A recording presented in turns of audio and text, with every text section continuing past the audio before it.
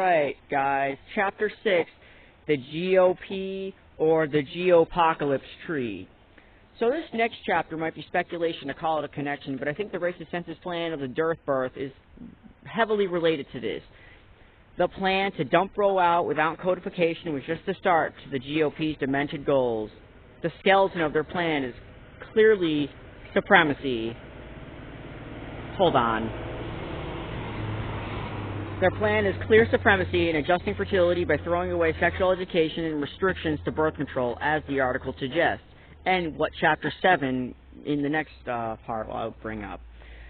So back in late June 2022, the Texas GOP presented their far-right platform priorities in 53 pages, but I'm merely putting a dent into this explanation that I'm about to go over. I think it honestly deserves more attention at how serious this is. So let's unfortunately begin. It starts with the preamble, like casting a dark plague of evil, which goes as 1. Quote, affirming our belief in God, we hold these truths to be self-evident that all men are created equal, retaining certain rights, with hollow buzzwords like, quote, liberty and life, and, quote, the pursuit of happiness. And goes on to say, the Republic of Texas defends this dream. We recognize family, yada yada, is our soul. It is our solemn duty to protect innocent life and develop responsible citizens. We understand that our economic success depends upon free market principles. Without those, we risk losing freedom to live these ideals. End quote.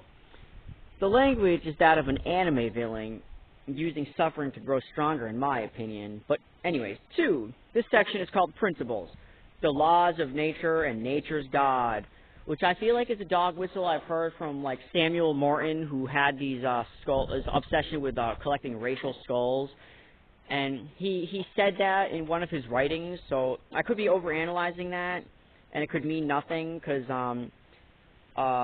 saying the laws of nature and nature's God, I think that's just a quote that exists in general. I don't think it has to be a dog whistle, but I don't know, my mind goes there, I guess.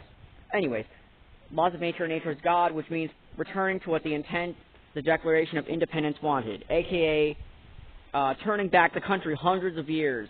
I'm leaping around a bit and come across self-sufficient families, quote, self-sufficient families, which state, quote, between natural man and natural woman.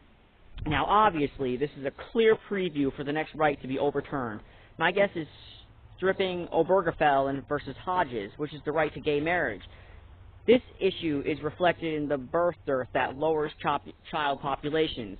The birth dearth mentions that gay people would just stay in the closet and have kids and get over it, you know, to do the normal, quote-unquote, society thing.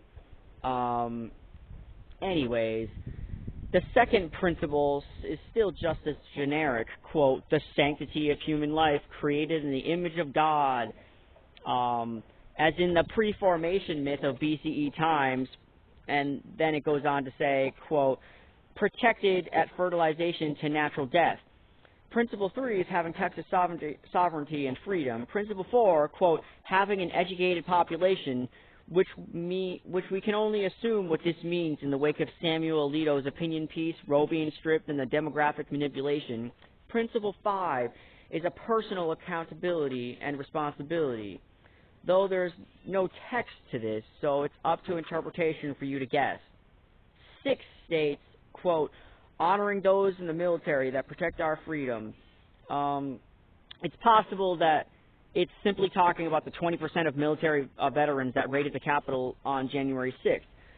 The signaling could be that clear-cut towards the Oath Keepers supremacy group that played its part in the riot, their rhetoric about defending the Constitution, supported by the GOP and Trump themselves to get their way.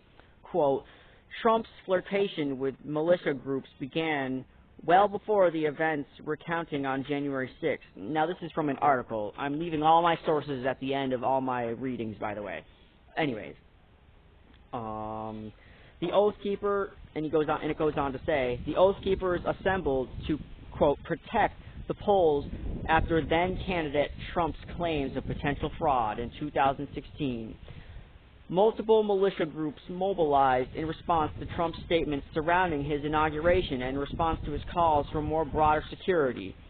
The Oath Keepers provided security to Trump campaign rallies and events in Texas, Minnesota, Washington, D.C., and elsewhere at regular intervals between 2016 and 2020.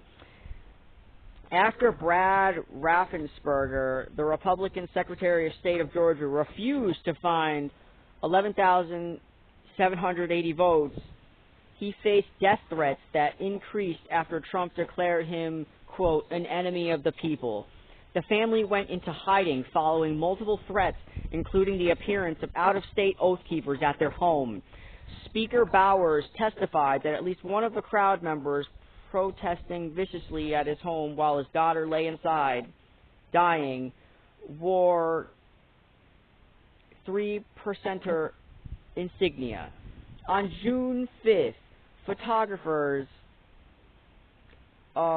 photographs showed Oath Keepers wearing, quote, all-access passes on lanyards as they escorted Roger Stone to a speech he gave by the Supreme Court.